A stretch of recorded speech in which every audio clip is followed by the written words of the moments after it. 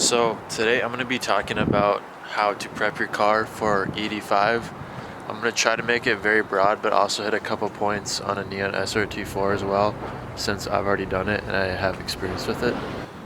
So after you kind of determine whether your car is even suitable for E85 and will be able to support it pretty well, try to find your budget. Kind of look at other people's builds, see how much their builds were.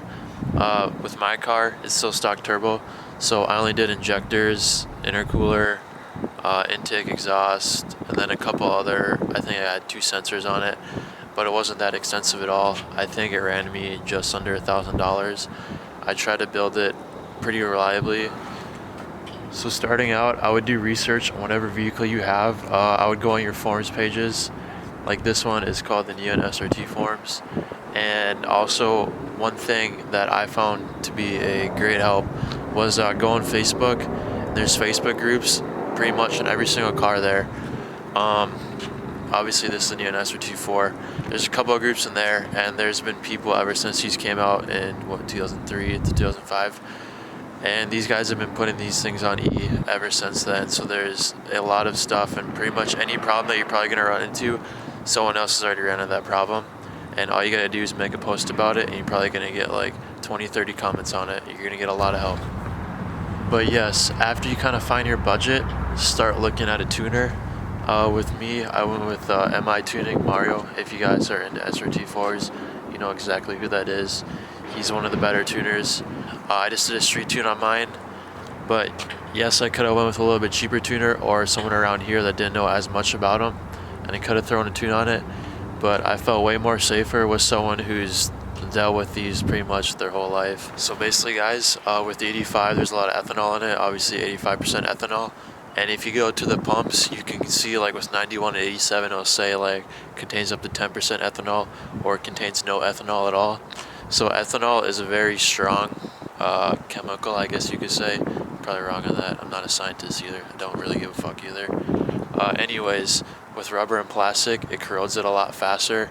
It could take a couple of years if you're running it through your car and you're daily driving it for basically it to either crack or corrode a hole in one of your lines.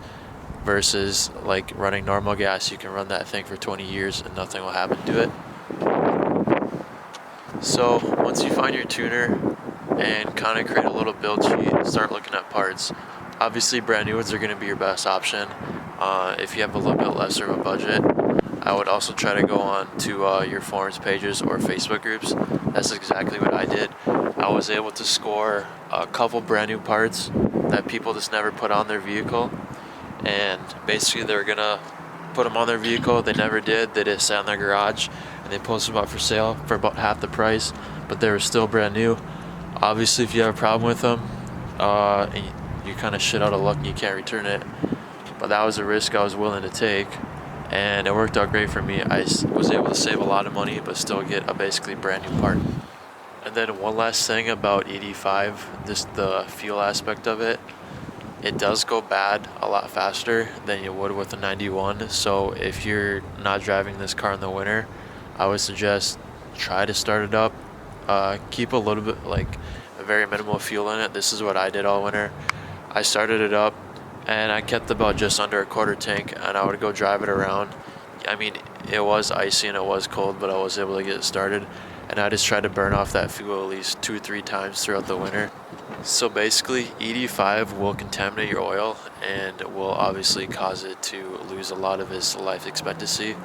And you should probably do a lot more frequent oil changes on your vehicle if it is on E85 or even on E30. My car is on full E, and I try to change it about every 3,000 miles ever since I heard about that.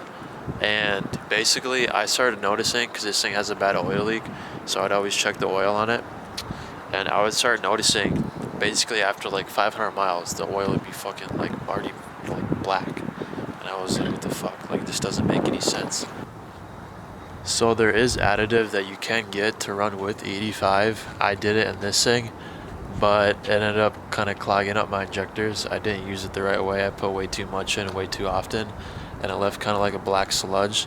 So it's in a kind of like a long greenish I think it says Lucas Oil E85 additive in it, and basically it just kind of leaves like a coat of, I guess I would more or less call it sludge, that would coat the lines, and it helps for E85 so it doesn't eat it away as fast. Sorry, my eyes are watering. It's fucking goddamn. Alright guys, if you clicked on this video, thank you, and also sorry, because this is like my first time kind of actually filming / editing a video. I'm from Fargo, North Dakota. This is my Neon SRT4, and it's November 1st right now, and it's like 60 degrees, which never happens. I think at this time last year there's already like a foot of snow on the ground, so I'm trying to soak up all this nice weather and film a video while I have this car that is also for sale, and any day now it could be sold and gone forever. So, and I hope this helps you out. Let me know, comment below, like, subscribe. Kind of feels weird saying that after watching all my YouTube people that I usually watch. Now I'm saying it. And yeah, have a great night.